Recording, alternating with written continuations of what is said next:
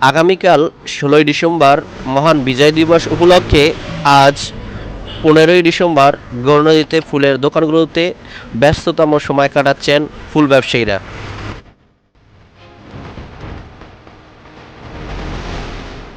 শহীদদের প্রতি সম্মান জানাতে ১৬ই ডিসেম্বর প্রথম প্রহরে স্মৃতিসৌধে ফুলের শ্রদ্ধাঞ্জলি দিয়ে সম্মান জানাবেন বিভিন্ন রাজনৈতিক দলের নেতৃবৃন্দ, প্রশাসন, শিক্ষা প্রতিষ্ঠানসহ বিভিন্ন প্রতিষ্ঠানসমূহ।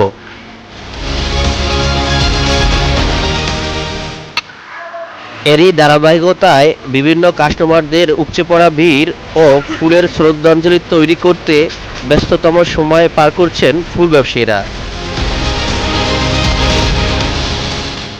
আজ ১৫ই ডিসেম্বর এবং আগামীকাল ১৬ই ডিসেম্বর ব্যস্ততম সময় কাটবে, এমনটাই জানিয়েছেন ফুল ব্যবসায়ীগণ।